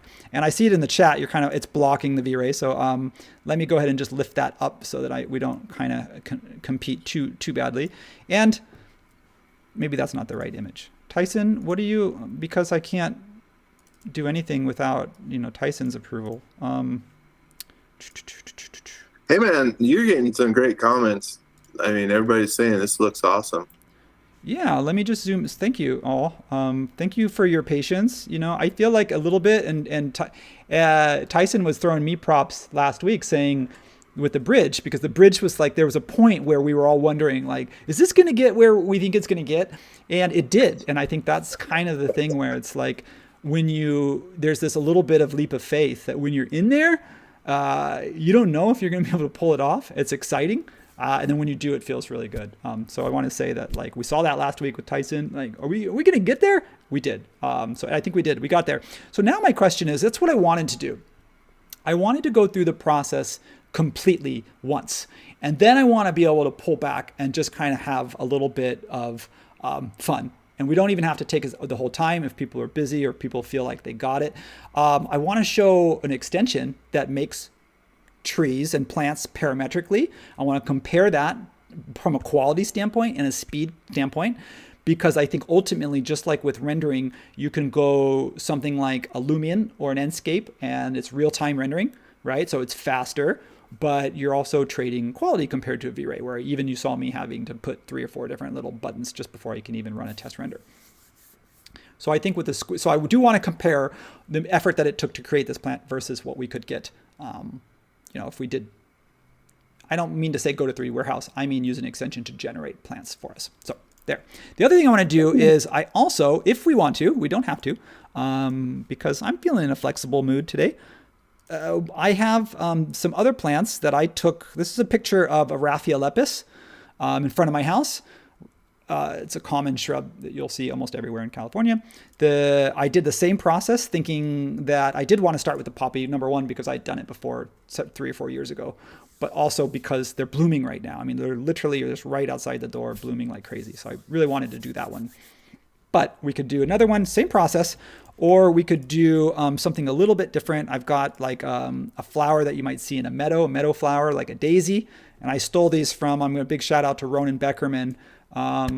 When Skatter was first released, he did a little tutorial that he posted online. So I grabbed these images and wanted to shout out from him. That's where I kind of took these plant textures from. So you can see the same process that I used, whether you take the photos yourself, whether you go buy them from a stock website, or whether you get permission to use them from another creator or an author. Similar process is going to be used. You need a picture, a nice flat, clean, even with even shadows sort of for each element that you want to model. So we can also do some grasses too. The problem is with grasses is that, with V-Ray anyway, you've got the fur extension, and with Enscape, you can use the grass texture where you just type in grass keyword. So I think it could be fun to make our own grass, and I'm happy to do that. But at the same time, it's kind of easy nowadays to get grass. And do you really need to model grass yourself? I don't know. Tyson, what do you think? Or what does the group think? Find out. I while we do that, what'd you call that common scrub bush? I don't want, maybe not scrub bush. Raphia lepis indica, which is India hawthorn. Okay. There's about 20 people in the comments who want you to say that 10 times real fast. Raphia lepis indica, Raphia lepis indica, Raphia lepis indica. I just messed up, so I got it 3 times. Plant names are fun. You know what? One of my most fun one is, it's a queen palm, and then I have to say it phonetically slowly. Cyagrus romans off-eonum. That's a queen palm. Why do they make it so difficult? I don't know. I could be butchering that, but that's how I remember it. Strelitzia. Does anyone know bird of paradise? Strelitzia. That's a fun one. See, the plants are so challenging, because even just remembering them, let alone recognizing them, you got to know it. You got to remember what it's called. You have 4 names per plant, by the way. For this is California poppy, but that's its common name. Its actual name is Escholtzia, which is a fun one to both say and spell and remember. Escholtzia. Californica because it's Latin. So Schultzia californica, whatever that means. All right, enough with the etymology. Well, you're being met by people in the comments because I, always say, well, what should Eric model next? And people are throwing the Latin root names. I haven't. No, of the ones that Eric has. Oh, well, I mean, we don't have a lot of time, so we may not get there, but we could, grab a photograph of a palm tree. Oh, you know what I want to do is I'm going to press pause. We may not need to do another one, so I'm going to save this and I'm going to create a new blank file. And I want to come over here to my extensions, and it's called, I don't even know where they hide it. It's a new one. It's called 3D Arc Studio Tree Maker. Now, this is an old extension, and it may not be, I don't know what its compatibility is. I wasn't sure if it works because somebody in the forum said, I don't know if it works. I don't know if it's supported anymore. But a lot of the extensions aren't supported, but they still work. So if you haven't tried this one, it's called 3D Arc Studio Tree Maker, and I'm going to go ahead and make a tree. And this is a little bit of a fun thing. So again, if that process that I did was not worth it, I would only do it. I wouldn't do that all the time, by the way. I would only do that selectively. Obviously, you wouldn't do that. Like, you wouldn't want to do that for your entire planting design. But what's cool about this is that there's sort of some common trees, not necessarily exactly what you're looking for. Oh, there's cannabis. That's funny. So it is updated. They must have updated this because that wasn't legal that long ago. Let's look at something like, I don't know, a cypress tree. Let's see what happens when I click cypress. It's a parametric generator. So it's actually not a component. It's going to pull, it's going to create the components, and it's going to build it right now for me. So I'm going to click that, and it's going to ask me, actually previews it first. And it says, this is what it looks like. So that's actually kind of nice because I might say, no, I don't like that. No, I don't like that. Some of these are a little more cartoony, so they may not work compared. That's why I'm saying you should learn how to do it yourself. But there might be one that's good, like this fir tree. For example, excuse me, I might not want to go in and get the pine needles and arrange all of the branches and find a bark texture. That might just be too much. So in this case, I also don't, let's say I can't find one on 3D Warehouse, or I don't like what I do find. I can just click over here. It's going to say, where do you want to place it? And right now it's just showing you a preview of what it's going to build. And I'll just click, I want to place it here. And fingers crossed, always okay, there you go. It just built it. So I will say that it is parametric. So if I I'm going to turn profiles off because that'll just help speed things up. There's no reason to have profiles on for this. So if I look at the level of detail, it's not, you don't get to maybe the level of control. If you look at the bark textures and stuff, but hey, that's fast. It's actually a pretty nice result. And if I come over here and just for fun, just render it because I like to check it, because again, that's the big advantage of working with plant material is rendering it, because then you don't have to worry about if you have 40 of them or 50 or 60 or 200 in your model. You just make them proxies. And then you're just really worried about what it looks like when it's rendered, right? I also want to show you a method here too. Speaking of rendering, let's stop that. I want to show you for somebody who, I'm going to plug my campus course. So if you haven't taken it, I did a V-Ray for interiors. And how it's related to this course or planting is that there was a plant that was a very high poly plant that came from 3D Warehouse. And so I liked it because I thought I was going to get a view where that was in the foreground. So the high poly was important. But then also I thought, well, if I make it a proxy, the problem with making it a proxy is that you lose, pretty much all the detail. You lose the colors and stuff. So if you wanted to do a client walkthrough, but you turn it to a proxy, like for example, this 3D tree app generator, 3D tree maker, it has a proxy feature. So if you click turn it to proxy, it's actually kind of cool. What it's going to do is it just turns the whole thing to proxies. Now that's great because then if I'm stamping hundreds of these or scattering hundreds of them, then that's great because it keeps things pretty light and nimble. But the problem with that is this may not be if I'm trying to show a client their design, but I'm not rendering it. I'm just moving around the SketchUp model. They'll say, oh, this looks weird. This looks messed up. So what you could do instead is come over here to parallel projection. I'll hide you for right now, Miss Heather. Come to parallel projection because this was talked about in the forum a little bit briefly about. And then what I would do is I could just come over here and render. I don't know if I need to change my settings for this. I'm just going to go ahead and press render and see what happens. Oh, nothing happened. Oh, that's good. I haven't tried this. So apparently these proxies in this 3D Studio tree maker, they're not real proxies. Like it's not actually saving geometry. It's not actually saving the geometry to your hard drive. It's just turning it off briefly in SketchUp and almost like turning like to hidden line style or to wireframe mode. So just note to self. So I'm going to render that. And I'm going to come over here and I'm going to boost my brightness. The reason why I want to show you this first, I want to show you because it's kind of a fun tip if you do have a rendering engine. You could come over here like this and just kind of get it looking, you know, for the most part, okay. And then you can save that. I'll save it to my desktop and I'll just call this fir tree, fir front or fir billboard, whatever you want to call it, doesn't matter. Just whatever helps you remember it. And then when you're here in SketchUp, I will just come over and import that same tree from my desktop. I got to find my desktop because I don't have a shortcut for it. Here we go.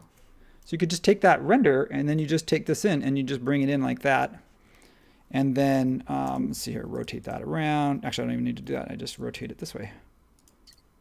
90. So we're not just like modeling plants from scratch. We're also thinking about, well, actually we are, because even that 3D, that tree generator, that did it from scratch. It's just that I didn't have to model it, automated. It was parametric, so I didn't have to do anything.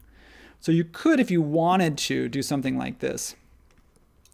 And I'm going to explode this only because I don't like such a large boundary. I did not change the boundary box for when I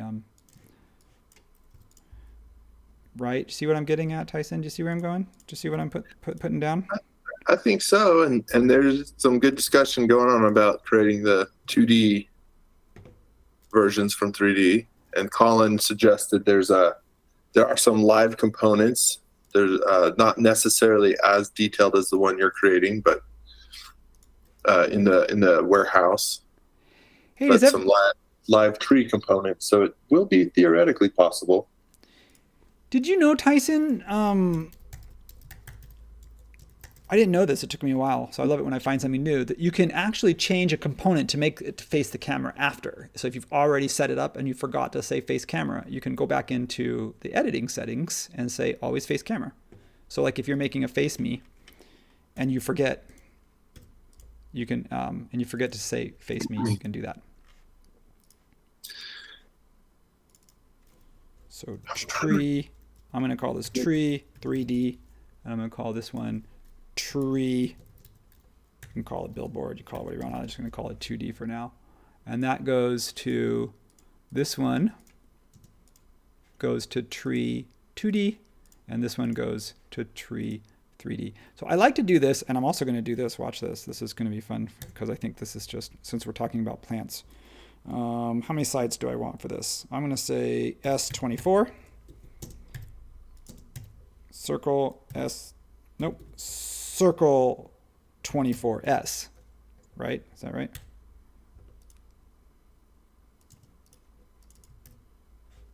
And then I'm going to go S tree plan symbol, right? So what see what I'm doing now? Doing a little 2.5D component. Yep, I'm going the full 9 yards. I'm building the whole thing. How do I? Problem is that this. Sometimes I don't get this exactly where I want it, but I'm going to go with that. So there you go. Is that a component? It should be. That's a component. So now that I have all three of these, I'm just going to take this whole thing and I'm just going to make this whole thing a component, and I'll call this fur. And then what I've got here is I need to put this, yeah. And now what's really cool is that I can just toggle in my tags, I can just toggle these on and off. So if I turn 3D off and I'm working, and I might want to come over here, and you can see it's rotating off to the side. That's because I that's because the axis is sort of off to the side. So I want to maybe fix that. There we go. That should get it to like sit better. All right. You know what? I'm moving on. I don't even care. You get what I'm saying. You get what I'm saying. So you can do this. Basically, you can come over here and you can decide how you want to work. So if I want to work in, if I want to turn my 2D tree off and I want to work in plan view, I can just come over here and grab my tree, go to my stamp tool and say, I'm now doing a planting plan.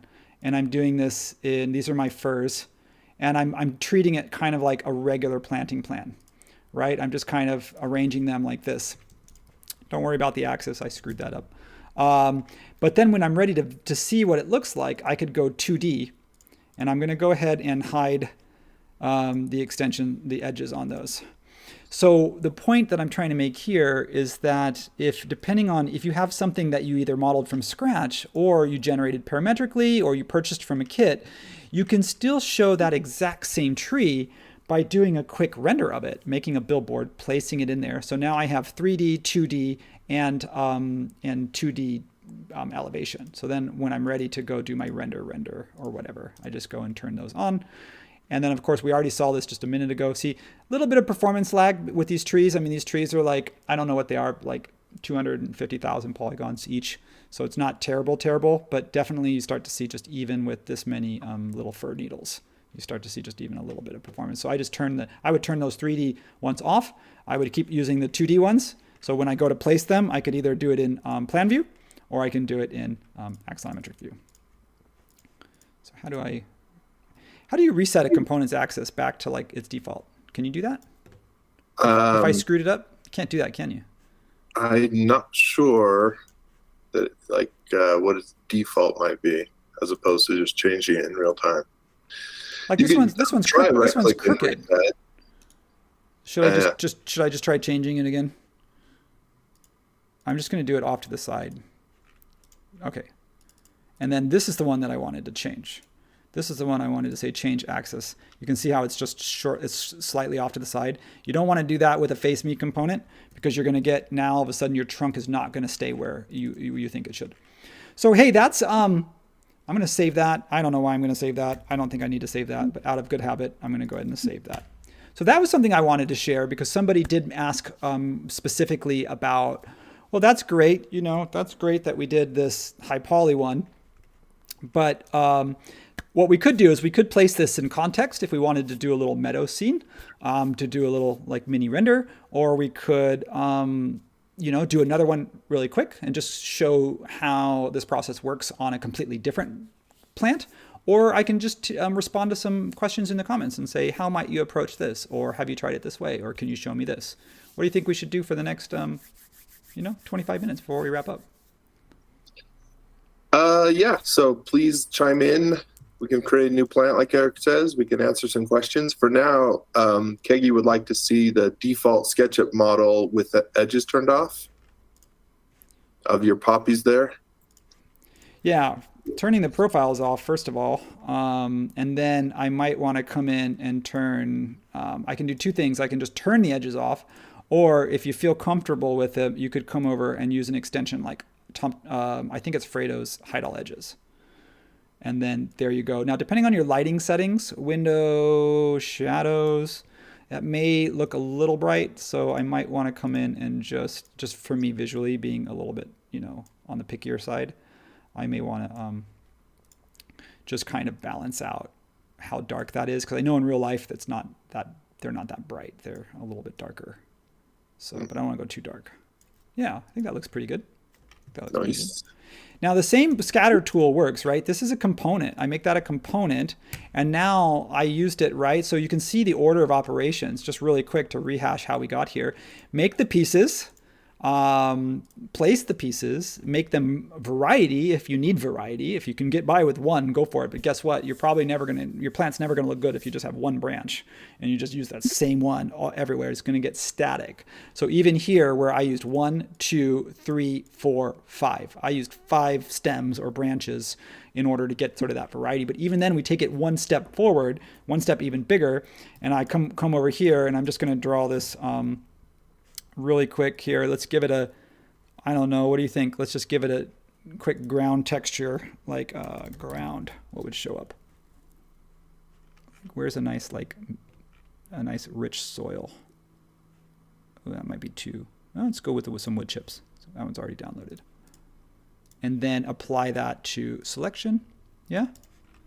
Okay, here's the problem, is that now what we need to do is actually, before we make this a component, we need to take this thing here, excuse me, we need to undo what we did with the, we need to bring it back down to its scale. So in this case, if I know that this is, I want to say 2.5 feet across.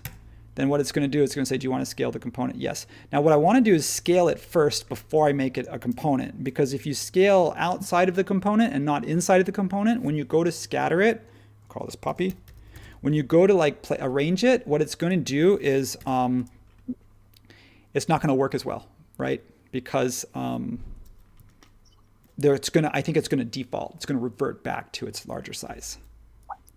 So,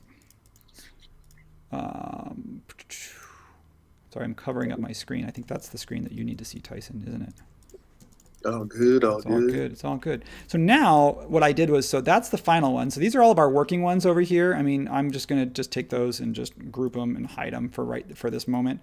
I'm going to grab my friend over here, Heather and Lily, and then I want to take this one and I want to make like a little field of it. So I'm going to do, while people are chiming in with how we want to spend our last 15 minutes together, I'm going to place those. So you can see it's cool because I don't know if you guys know, like I have a tattoo, which is like proportion. So plants grow in proportion of like the Fibonacci sequence. So it's kind of like what we're doing. We're doing a piece of a plant and then we're assembling it to the larger piece of the plant. And then we're taking that piece and we're adding it to the plant and we're arraying them or scattering or copying and rotating. And now we're going to take that plant right in the next level of scale. So it's kind of cool. It's like a little branch becomes a big tree. We're just, it's all cyclical. It's all cyclical. Nice. Yeah. Sorry, getting philosophical here. It's because it's Friday. And you said earlier, right? Like this is you're vulnerable, and you're sharing your tattoo and what it means, and oh, didn't mean to do that. Wait, open up. Yeah. So what I'm going to do is that. So what I do is so now I'm basically, like I said, I want a group of these plants, not just one. I want several. So what I do is I come over here and do the same thing. I'm just going to do scatter. I pick how many I want. I'm just going to go with that. I'm going to say that's fine. And then I'm going to transform it random. I want to rotate it. I want to mirror it. And I want to, you can decide whether you want collisions or not. So whether you want them to bump into each other. You can do fall off. You can do edge fall off, density fall off. But in this case, I'm just going to say generate it. Let's see what happens. So this is where that level of detail starts to add up very fast. So when we talked about early in the beginning, do you remember, Tyson, when you talked about, what did you say? You is 6 going to be enough? 6 sides for the stem? And I was like, I hope so, because, this is where once you make a field of poppies where all of a sudden, let's see what we're at now. Let's see what that did to geometry count. I always look at geometry count and I just kind of keep an eye on it. So I kind of that's 2 million. I mean, and that's probably because of that seed pod, right? Don't you think? It's the flower bud.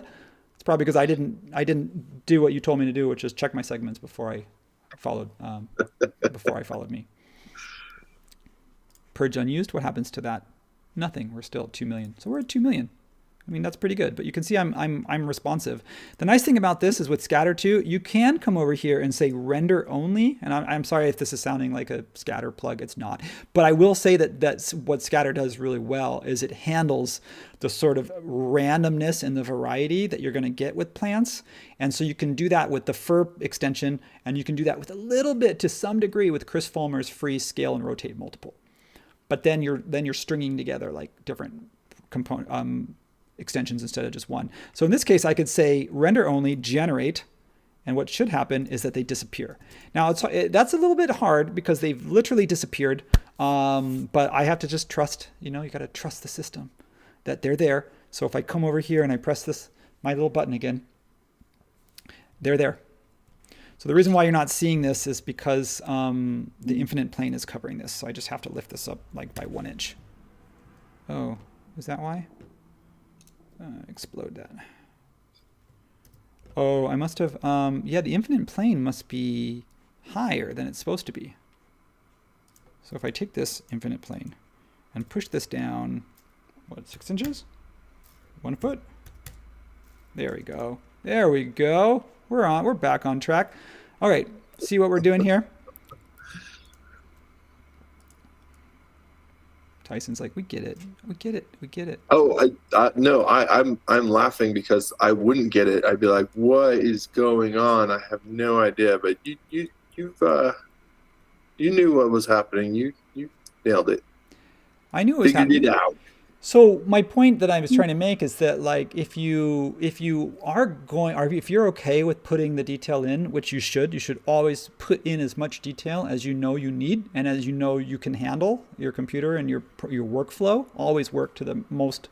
It's the opposite. I always say, I'm saying the same thing, which is always keep your models optimized and always, purge stuff you don't need. But I'm also saying work to the level of detail that you need, which means that if you're going to render, you're going to want as much detail in these plants as possible, because that's the thing to me that kills the render. It's not the brick wall. It's not even the glass reflection. It's how fake oftentimes the plants look.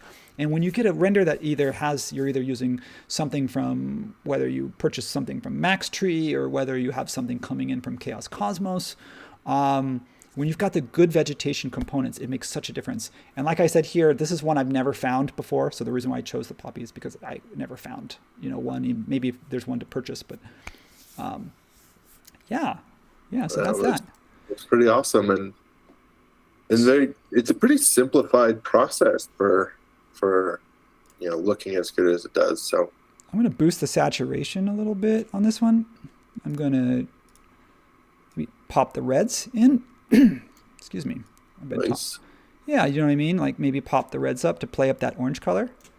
You know what I mean? Know what I'm saying? Yeah. And then the exposure, maybe push that up a little bit and compensate with the highlight burn. Right, I'm trying to just get. Yeah. What do you think?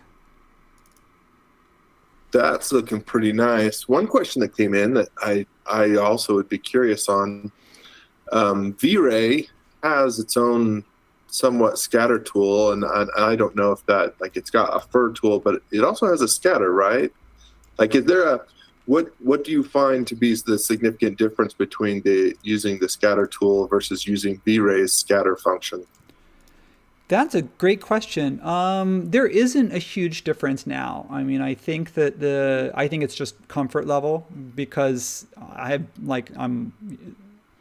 used the scatter one for so long, because the V-Ray scatter, it's called Skatter 2, it's spelled with a C instead of a K. That tool is relatively new. I say relatively because I'm thinking about like the length of my career being like 15 years now. So if it's been out for a couple of years, that's still, I think of that as still pretty new when it comes to incorporating something into your workflow. So if you've been doing something for 10 years and then something's only been available for a year or two. So anyway, yeah, I think you're perfectly fine with it. I think the UI, once it's just like, I don't know, I'm trying to compare it. You know what I mean? It's just like the UX UI is different. So it's like saying, do you like using Microsoft Word or Google, Google Sheets or whatever Google typing is called? I don't know. I mean, they're kind of the same thing, right? Just different UX UI. Yeah, there's my geometry count. That's what's killing it right there. So what I need to do is, if I wanted to, I'd go back in and I would cut this, my little seed pod by about 2/3 at least, if not more. Bring that down to maybe 10%. So that could shave off quite a bit. Yeah. But as you pointed out, yeah, performance is still doing pretty good. So, but yeah. So I do want to look at, unless there's any other questions from the group. I want to ask you a question, Tyson. And I want to see, because this is one that I didn't have time, because you know how I like to fail privately instead of publicly. As you know, we all do. So I thought we're going to kind of use the same technique, but possibly a little bit different for this one. If I wanted to add some little weeds, maybe my poppies are doing great, but no one's gone in and done any gardening recently. So in this case, I would like to I don't want to, but I'm going to be realistic. You know, it's like in the real world, like all of the renderings are so clean and perfect, and you go there and you're like, there's cigarette butts on the ground and gum stains on the concrete. Ultimately, it's not always nice, but the realism also means bringing in the imperfections.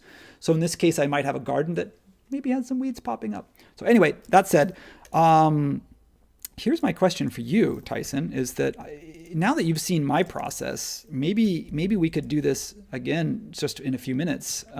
See how quick we could do this a second time. Only I'm looking to you because this one's a little bit different in that this is a dandelion, right? So we need to think about, first of all, like I don't even know what the shape of a dandelion leaf looks like. Or a petal. It's kind of like a spear. Yeah, is it kind of a spear? Right? Yeah. Spear point. Yeah, I kind of feel like if I did something like this, maybe like that. Oof. The problem is when okay. And then I take this, and I know I can use the mirror tool, but I haven't fully incorporated it yet. All right, so now I've got this. So here we go. Let's see how quick. I want to make this flower real quick. It's a dandelion flower, and I have two things. So Tyson, this is for you to see how much either you absorbed or how you might do it different. So what do you think we do first here? And I'm saying I don't know the answer. I'm not saying like this is not a trick. Like I'm not saying I know how to do this and you don't. Looking at a dandelion real quick, that little flower petal is going to be like, I would suggest you rotate it by about 20 and then you tilt one up and rotate another, because it's this whole cluster of flower petals rather than like, a couple individual ones. So you build that out. Yeah, let's see if you can speed this. All right, so I'm going to go ahead. Yeah, the problem is I haven't. So the problem is now this thing here, what do we do with this? Are we going to arrange these on something flat, or this probably has a shape to it, don't you think? It probably does, but I imagine if you like pulled that up and then just scaled it in just a little bit, that would be all you'd need. You think so? Oh, you mean pull it up and then just kind of give it a little bit of a taper kind of thing, and that just so it has some thickness. Okay, let's do that. So now you're thinking that you think we could just do this with just using the rotate tool, just array. Okay, so I go 360 divided by how many do you think? 12? What do you think on your picture of a dandelion flower? Oh, and then, it's more than that, but No, you tell me. That's what I want. I want to do this. I want to do this. What do you think? Like that? That was 18. Run with it. Run with it. Okay. What about the size of this? I don't have a picture in front of me. Should I get a picture in front of me? I want you to tell me, because I actually don't even want to look at a picture. Should this be bigger or should this be smaller? Leave it as is for now. All right. Now you're thinking we copy rotate one of these. Is that what you're saying? I think you could try this a couple of ways, but for what you've got there, if you rotate one up and then do the same thing, array it, and you do that a couple times. 360, but this time I probably wouldn't do 18, would I? Because it's a smaller circle. So what if we went something like 12? Is that not enough? Totally, and that way you get some variety. 14. I'm trying to see if I can do it so that they... Actually, I'm going to do 18. I mean, is that too many though? Or is that right? I just want to keep going. Does that look okay? No, it's a whole bunch. Like it. All right. As long as there's just it'll give the right idea. What about and probably scale them in a little bit as you go. What about this itself? Should we like give this any bend or movement, or do you think it's okay to like leave it flat? Pretty straight from the little bit of images I've looked at. All right, should we do one? Should we do one more through the middle? Yeah. All right, so thanks everyone for the patience as I kind of bounce around. Like navigating sometimes is a little bit challenging for stuff like this. So you think one more would be good? Sure. All right, so I'm going to take this one. I'm going to rotate this. I'm going to rotate copy this one using my left modifier. And I'm going to pull that one up even more. I don't want, is that too high, do you think? I'll go with it. I'm going to go with it. Because I can always just lower it here. All right, we got 10 minutes. So we're going to see if we can do this flower in 10 minutes because we've already done this once and I took quite a bit longer. I took quite a bit more time to do it the first time. So we're going to do this even quicker. I'm going to try using the scale tool on this one just to kind of fatten this up. Oh, you know what I did wrong? I didn't do a copy. So I had to put that one back, otherwise we'd be missing a petal. So I'm going to take this one. I'm going to go 360 divided by, in this case, I don't know if I want to do 18 or not. Yeah, should I do 12? Think that looks okay? Mm-hmm. Okay, we're going with it. Okay, so now I've got this. What about this here? Awesome. To me, it makes me think that as it would be shorter, or do you think that's too like lotus flower, and that's okay? Nope, I think you're right. I think it's right. It's not sort so of tall. It's a bulbous. Yeah. Okay. Overall form. Yeah. All right, that's okay. It's a little lotus flowery. All right, so I'm going to take that and make that a component. And I'm going to say extensions, access tools, set center, center, bottom. And then let's do this leaf here. I'm going to do the same thing really quick. This should be pretty easy because we don't have to bend it quite as much as we did for the other ones. And I don't even need to trace it as much. I am tracing it because even though it's a PNG, if you don't trace it at all, you're not going to get any shadows at all. You're just going to get big square shadows. So I know that even just tracing it, even low poly like this, does add some geometry, but I am doing this intentionally because if you are using it in SketchUp and not just going straight to a rendering engine, I don't like having those like really almost like blocky square shadows. I think it's worth the little bit of geometry that you're going to get, that you're going to create, right? That's not too bad. Totally agree. All right, and then from there I can just connect the dots, and then we can just do 2 or 3 if we want to do 3 simple bends. And the reason what I mean is a simple bend is I could just come over here and just lift this up along the blue, right? And then that could be it. But if I wanted to grab this vertex point, I could also lift this back up. See what I'm doing? See how it kind of curls like that? So it's got a little bit of shape. That might be just a little bit. Just a little bit. That's maybe too much. Oh, and then you know what I want to do here is I want to come back in and I kind of should have done this before I split this because now it's kind of funky, but I want to grab this side here and I want to lift this kind of up if I can. Just, I don't know. I think I'm done. I think that's good. All right. So for this one, I'm just going to, I want to hide all the internal edges. And for the moment, I want to leave the external ones. So there's not too many polygons on this. We're going to make this a component. This time I'm going to set the axis because I don't actually want it to be bottom, bottom, middle. I want it there. And we're going to do the same thing. We're just going to use the rotate tool. We're just going to copy this. How many times do you think we need to? Divided by 360. Divided by, oh, not divided by. We're just going to go 360 divided by 8. Yeah. And then I'm just going to, in this case, I'm going to take this whole thing. This is kind of cool because it's a component. If I wanted to, if I want to rotate them after the fact, I can just go into the component and lift it up. I think that's kind of cool. I think that's kind of cool as an animation. It's like a bird flapping. Caw, caw. What would a dandelion say if it could talk? Probably don't pick me. I'm actually good for the environment. Stop picking me. Like calling me a weed. That's probably what it would say. Oh yeah, that comment came in. Like weeds are just flowers that grow where we don't want them to. Weeds are so totally subjective, right? Yeah, it's so funny. That said, I grew up in the Arizona desert, and there are some quote unquote weeds, but yeah, like things that stick to you and will never come off. I call those genuine, horrible weeds that like stick, hundreds of burrs onto your leg.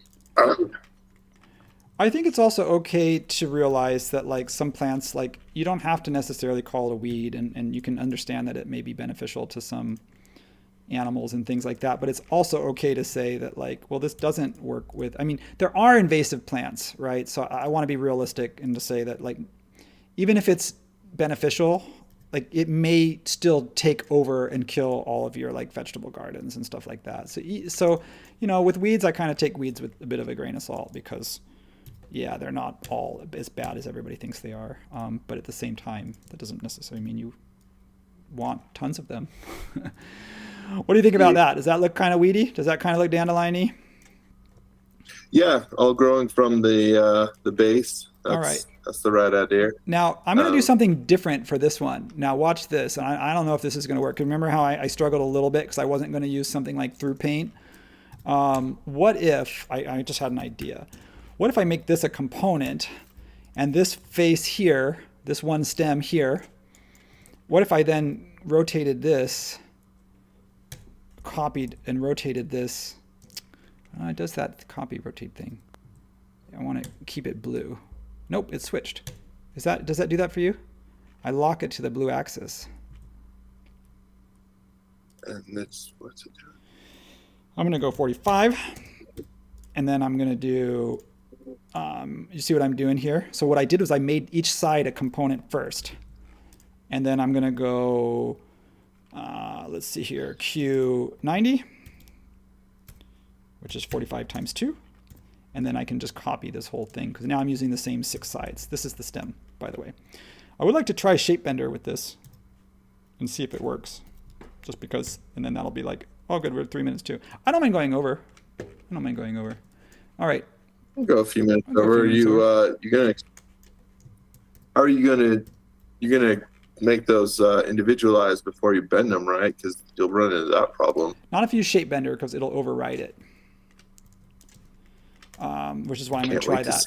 Okay, let's try that. I have a keyboard shortcut. I put S bend. So what I want to do is I'm going to try bending this using Shape Bender. So this is by Fredo and it's part of Fredo collection, not Fredo tools. Hey, it worked, but the color didn't go. So I'm just because of I didn't use through paint.